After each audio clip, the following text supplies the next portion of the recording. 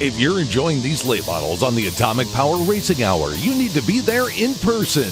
The Go Nuclear Late Model Challenge Series is coming to a track near you with all the dirt-flinging, side-by-side racing, and bumper-to-bumper action that you can handle. Come see the cars and stars of the Atomic Power Racing Hour as they battle for bragging rights. The series is coming to a track near you, so don't miss out on your best opportunity to experience what all the hype's about. Catch the series at the Humberstone Speedway for the John Peel Memorial Sunday, May 18th. Welcome back to our look back at the season finale event for the Go Nuclear Late Model Series at Brockville Speedway. Here's the third and final heat race. Brighton Speedway regulars Brandon Mowat and Kelly Weiss share the front row for this final heat race with Joe Banks and Darren Peters in row number 2. Steve Coit, Matt Vanderlinden, and Rich Riggs rounding out the order right now, although the 714 of Shane Tenay's just making his way out onto the speedway for the final heat race of the season for the Go Nuclear Late Models, and it is underway. Kelly Weiss with a nice jump on the outside. We've seen the top line be so successful in all 3 heat races so far. Mowat, the pole sitter, goes up the racetrack, and it's a 3-car scramble for the 3rd spot. Steve Coit peeked to the inside. Speaking of which, down to the bottom of the race lead, here comes Darren Peters, a 7-time winner this year at the Humberstone Speedway in Southern Ontario. He takes the lead away from Kelly Weiss. Darren Peters, former modified and sportsman competitor, now running late models full-time, doing a great job out in front of the field. Second is Weiss, third Mowat. You see Shane Tenay and Joe Banks, along with the 09 of Matt Vanderlinden. They are on the outside of the redraw looking in, but the caution flag flies. An issue for Rich Riggs. He spins around in turn number 1. Ready to go back green now. Double file for the restart. And pulling away from the bottom this time, Darren Peters. Impressive to see. First time today we've seen a car on the inside for a restart, able to get the advantage. But Peters has been strong all season. A little bit of contact there in the back of the pack between Tenay and Joe Banks for spot number 6.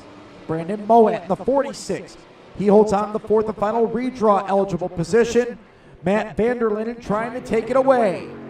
Vanderlinden in the 09. Driver from just down the road in Trenton. Peaks to the bottom of the speedway. Shane Tenay has joined that battle in the 714. They go side by side into turn number 3 and 4.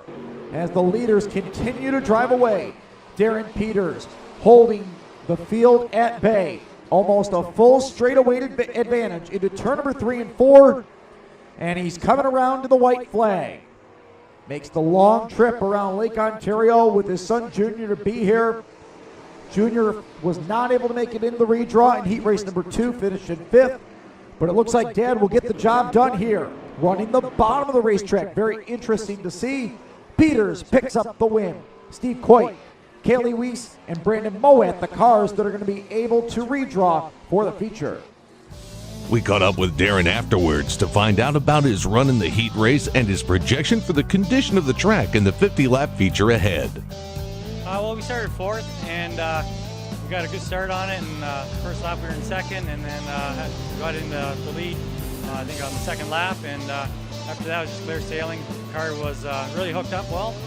Running about middle of the track in the corners, and we were just really going. I think the moisture is going to stay in the track. It's going to be an exciting race. I think it's going to stay a lot the same. I think it's going to be a very fast race. While Peters was celebrating his win and the rest of the field was slowing down, Joe Banks took care of unfinished business with Shane Tenay. Shane talked to Rich afterward. How you doing, Rich? Yeah, looking forward to the 714 going out for the feature race. You know, there's sometimes people need a little bunny. Apparently I was a bad boy, and when I was passing low next to the tires, I got into somebody. Said somebody actually then apparently got a little bit upset, came down, put me into a tire, said bad things, not very happy. Went to go apologize. He wasn't so much into it, had the in-car cam to show it, but anyway, had to offer him a little bunny because we all know bunnies are soothing. But what can you do? Another good field of cars, 24 cars here tonight. Hopefully we have a great race for these folks. It's cold. there is Joe Banks, who never received that bunny from Shane.